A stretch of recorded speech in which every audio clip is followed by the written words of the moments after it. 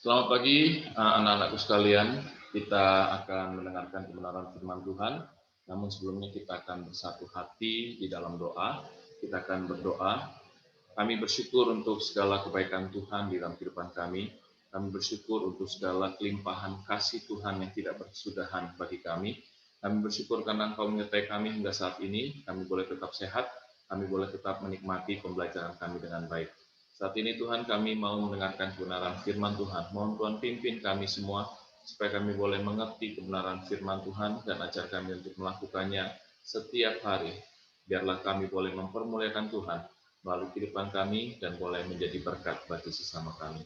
Terima kasih Bapa, kami bersyukur dan berdoanya di dalam nama Tuhan Yesus, Tuhan dan Juru Selamat kami yang hidup. Amin. Baik, kita akan belajar kebenaran firman Tuhan dengan tema baca kitab suci doa tiap hari yang terambil di dalam surat Efesus 6 ayat yang ke-10 sampai ayat yang ke-20. Saat ini akan membacakan bagi kita semua bagian kebenaran firman Tuhan ini. Demikianlah firman Tuhan. Akhirnya hendaklah kamu kuat di dalam Tuhan, di dalam kekuatan kuasa-Nya. Kenakanlah seluruh perlengkapan senjata Allah supaya kamu dapat bertahan melawan tipu muslihat iblis. Karena perjuangan kita bukanlah melawan darah dan daging, tetapi melawan pemerintah-pemerintah, melawan penguasa-penguasa, melawan penghulu-penghulu dunia yang jahat ini, melawan roh-roh jahat di udara. Sebab itu ambillah seluruh perlengkapan senjata Allah, supaya kamu dapat mengadakan perlawanan pada hari yang jahat itu dan tetap berdiri, supaya sesudah kamu menyelesaikan segala sesuatunya.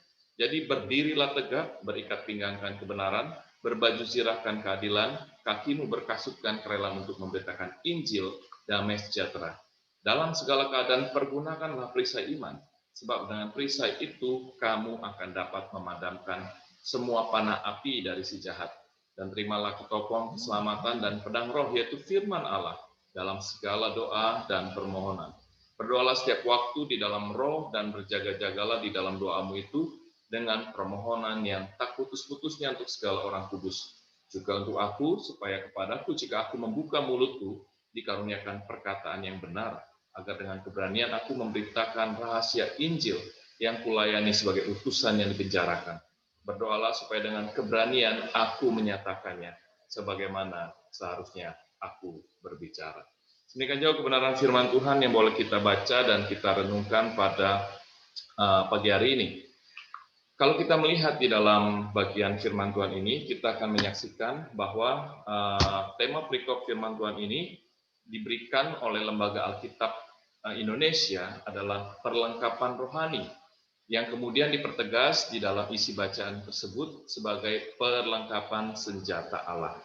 Nah, ketika kita belajar tentang hal ini, Rasul Paulus di dalam ayat yang ke-10 memberikan suatu nasihat yang sangat penting agar jemaat Tuhan pada waktu itu tetap kuat di dalam Tuhan, di dalam kekuatan kuasa-Nya.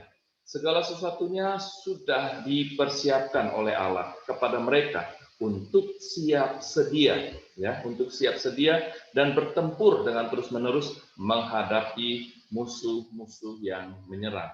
Oleh karena itu Allah mempersiapkan bagi mereka perlengkapan rohani, yaitu seluruh perlengkapan senjata Allah untuk mereka gunakan mengalahkan para musuh mereka. Dan di sini Rasul Paulus juga menegaskan bahwa musuh-musuh itu tidak nampak. Mengapa tidak nampak? Karena mereka adalah musuh-musuh secara rohani dan mereka memiliki kekuatan yang penuh. Para musuh itu hanya dapat dikalahkan dengan perlengkapan rohani yang Allah telah persiapkan tersebut bagi mereka dan juga bagi kita orang percaya pada masa kini. Sehingga di dalam semuanya itu kita tetap dapat berdiri teguh sampai akhir di dalam Allah. Jadi anak-anakku sekalian, kita mau belajar di sini perlengkapan rohani tersebut meliputi kebenaran, keadilan, hati nurani yang tulus, jujur, ya, kesalehan dan kekudusan hidup, pengetahuan Injil yang menghasilkan kerelaan, memberitakan Injil damai sejahtera. Kita memiliki iman, kita memiliki firman Tuhan, dan disertai dengan doa dan permohonan. Nah, kalau kita melihat di dalam semuanya ini, hal-hal ini akan memperlengkapi umat Allah untuk tetap kokoh, setia, berdiri teguh di dalam kebenaran, di dalam kesalehan, dan menjadi seorang pelayan firman Allah yang berani.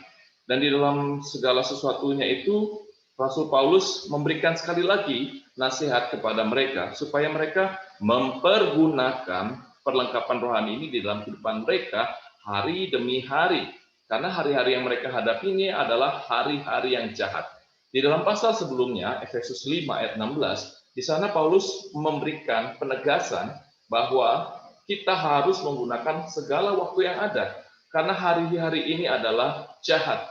Lalu di dalam pasal 5 ayat 17, di sana juga dikatakan apa? Sebab itu janganlah kamu bodoh, tetapi usahakanlah supaya kamu mengerti kehendak Allah. Nah, untuk dapat kita mengerti kehendak Allah, maka di dalam kehidupan kita harus memiliki perlengkapan rohani yang Allah berikan bagi kita sebagai umat pilihannya. Kita akan melanjutkan lagi di dalam pasal 16 ayat yang ke-17 sampai ayat yang ke-18. Di sini cukup menarik untuk kita perhatikan.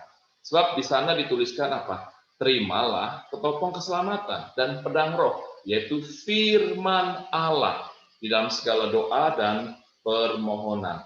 Berdoalah setiap waktu di dalam roh dan berjaga-jagalah di dalam doamu itu dengan permohonan yang tidak putus-putusnya untuk segala orang kudus. Nah, kita mau belajar di sini bahwa kita memiliki ketopong keselamatan, kita memiliki pedang roh, yaitu firman Tuhan.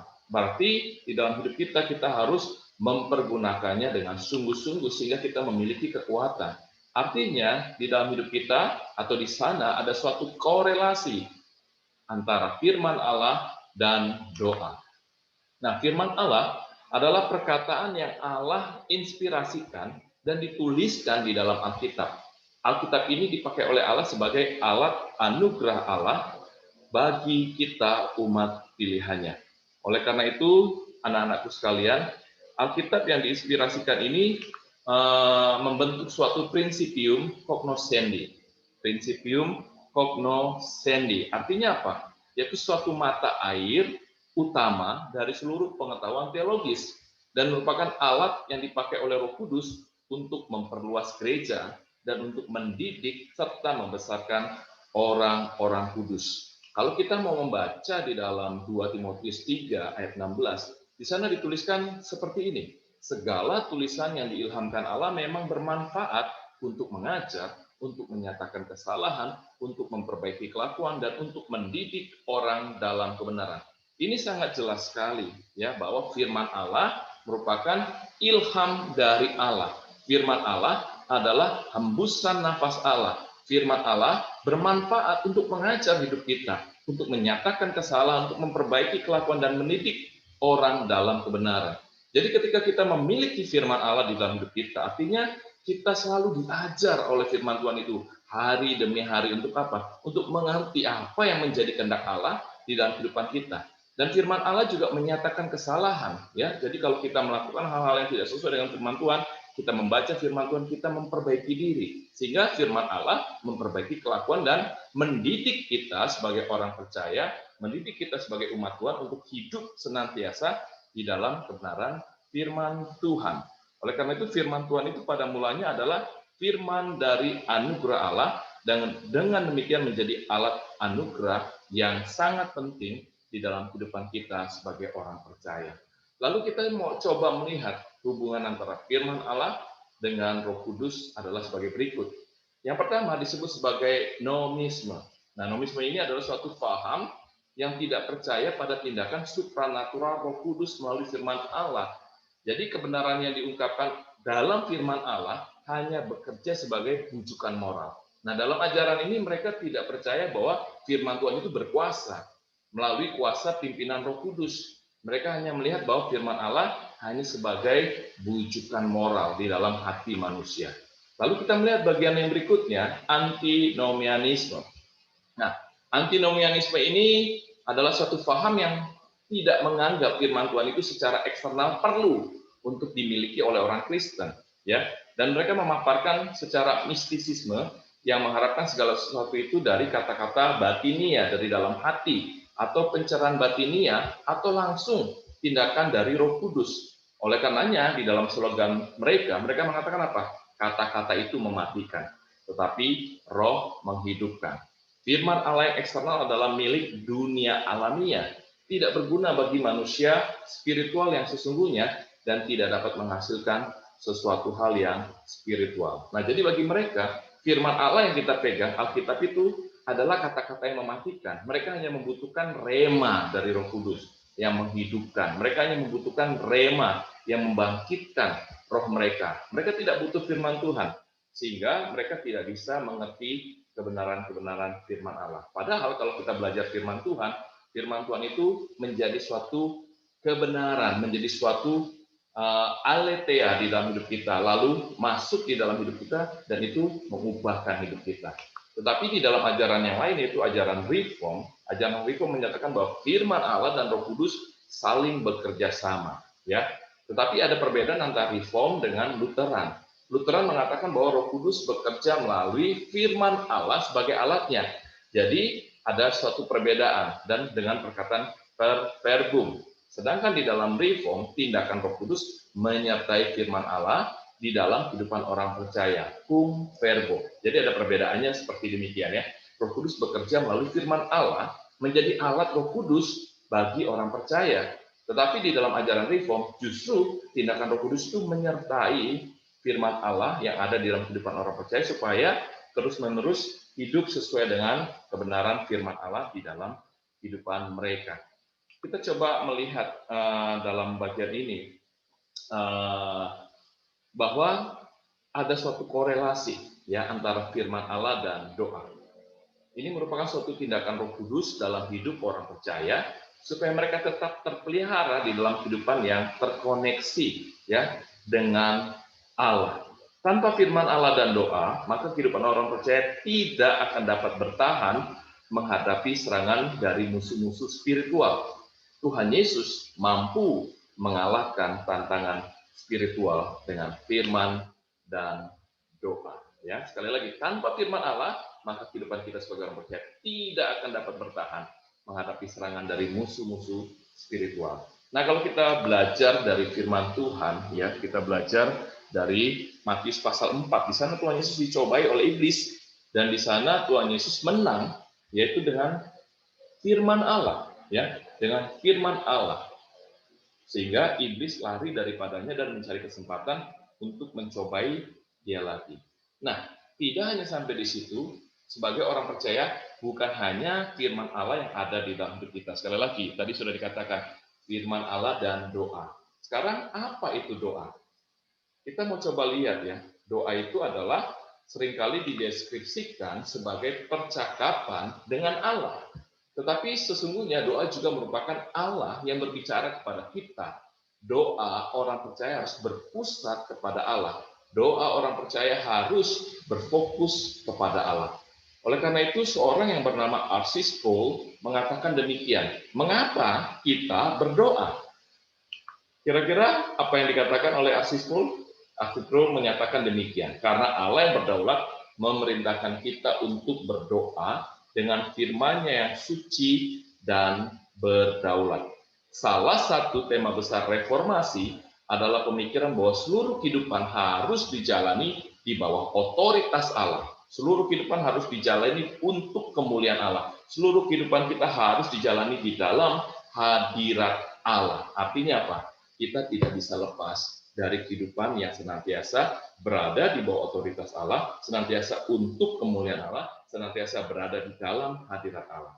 Nah, doa bukanlah sebuah opsional, ya, bukan suatu pilihan bagi orang Kristen, tapi doa adalah kewajiban juga hak istimewa dari Allah kepada kita sebagai orang percaya.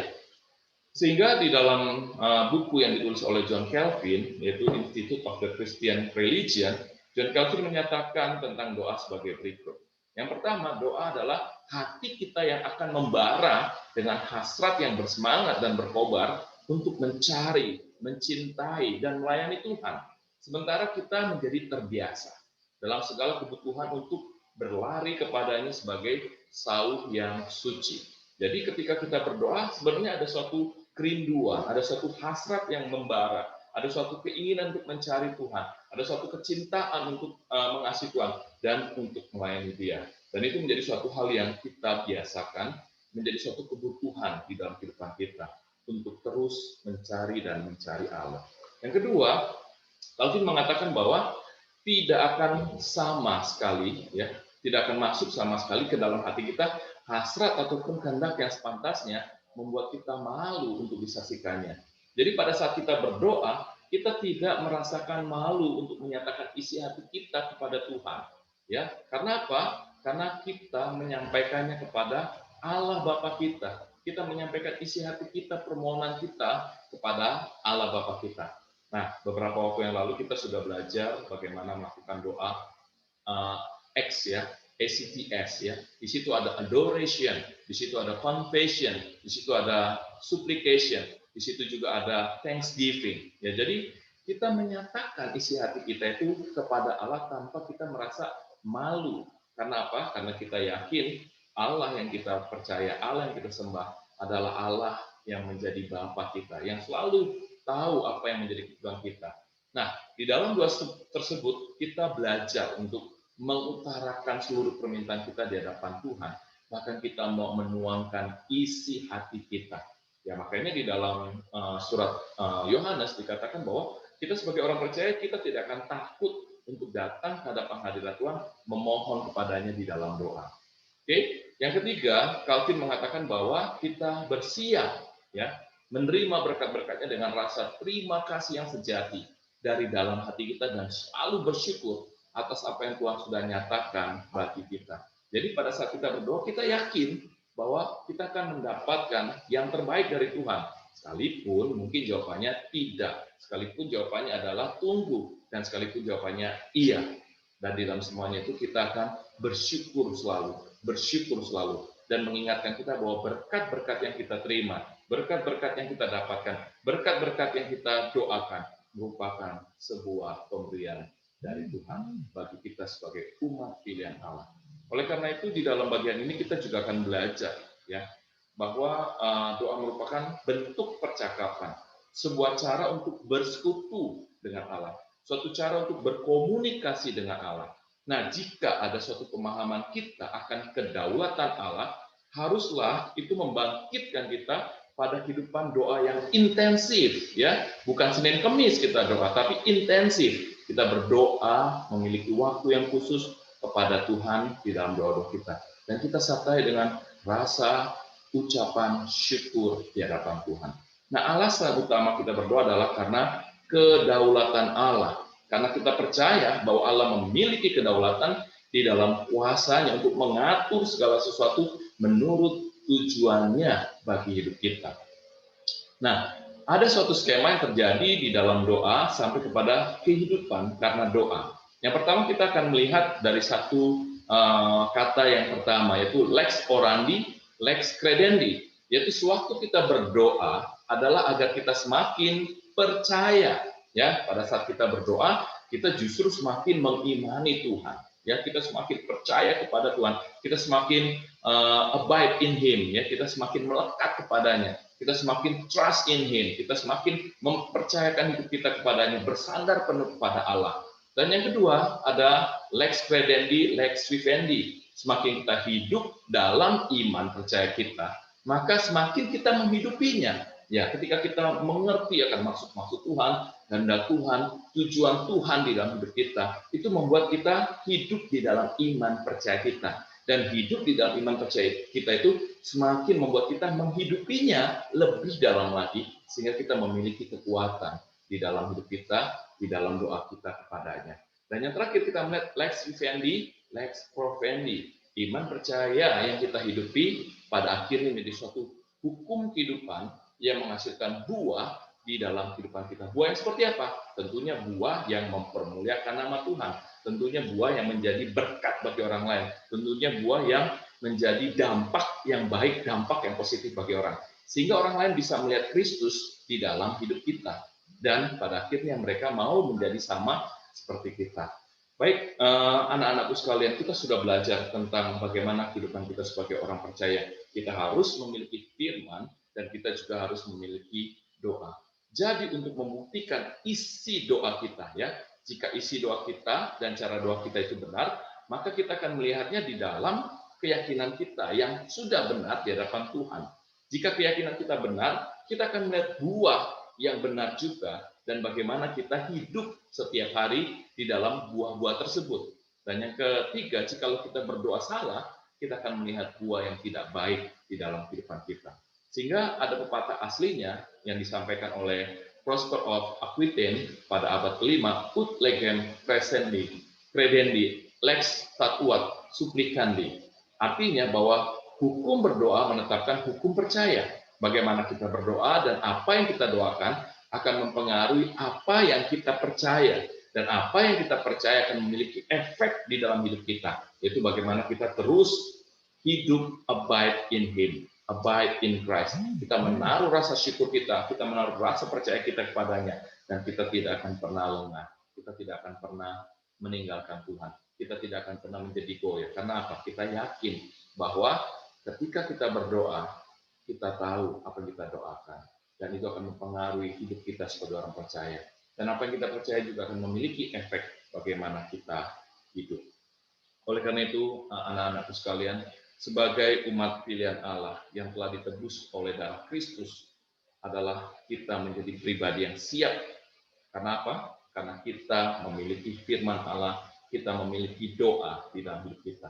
Oleh karenanya di dalam bagian ini Paulus mengatakan apa? Kenakanlah seluruh perlengkapan rohani atau perlengkapan senjata Allah di dalam firman Allah dan di dalam doa, agar kita berada di dalam kehendak dan kedaulatan Allah yang memampukan kita untuk tetap berdiri sampai akhir hidup kita di hadapan Allah. Kiranya Tuhan memberkati kita semua, kita akan bersatu hati di dalam doa. Segala puji, hormat, syukur kami panjatkan kepada Tuhan untuk kebenaran firman Tuhan yang boleh mengajar kami, bahwa kami sebagai orang percaya, di dalam hidup kami harus memiliki perlengkapan senjata rohani, perlengkapan senjata Allah, supaya kami siap untuk berperang, supaya kami siap untuk menjadi pemenang, dan kami tidak ditaklukkan oleh kuasa-kuasa kegelapan, kami tidak ditaklukkan oleh kuasa-kuasa setan, tetapi kami boleh menang, kami boleh menjadi tentara Allah, prajurit Allah yang terus menjadi orang-orang yang menang di hadapan Tuhan. Oleh karena itu Tuhan perlengkapi kami semua dengan kebenaran firman Tuhan, dan ajar kami untuk terus memiliki waktu-waktu doa di hadapan Tuhan. Sehingga melalui doa itu membuat kami akhirnya semakin beriman kepada Tuhan. Dan semakin kami beriman, kami semakin memiliki kehidupan yang sungguh-sungguh di dalam Tuhan, menghasilkan buah-buah yang baik dan terbaik di dalam kehidupan kami. Dan ketika buah-buah yang terbaik itu menjadi suatu hukum kehidupan yang mengatur kehidupan kami sesuai dengan firman Tuhan, kami akan terus memiliki kehidupan doa yang kokoh di dalam Tuhan, dan kami akan tetap teguh berdiri sampai pada akhirnya bersama-sama dengan Allah. Sekalipun saat ini kami mengalami pandemi COVID-19, tetapi kami boleh tetap memiliki kekuatan baru dari Tuhan hari demi hari, karena kami memiliki firman Tuhan, karena kami memiliki kehidupan doa yang sungguh-sungguh di hadapan Tuhan. Mohon Tuhan perlengkapi kami, mohon Tuhan berkati kami, supaya kami boleh tetap setia di dalam kebenaran firman Tuhan, kami boleh tetap setia berdoa kepada Tuhan, bersandar kepada Tuhan. Terima kasih Tuhan untuk waktu yang indah yang Tuhan berikan bagi kami. Di dalam nama Tuhan kami, Yesus Kristus, Allah kami hidup, kami bersyukur dan berdoa. Amin. Amin. Anak-anakku sekalian, kita sudah menyelesaikan perenungan firman Tuhan kita pada pagi hari ini, dan kita akan masuk di dalam doksologi. Kita akan menaikkan pujian doksologi, akan nanti dipimpin oleh Mr. Philip. Silakan Mr. Philip.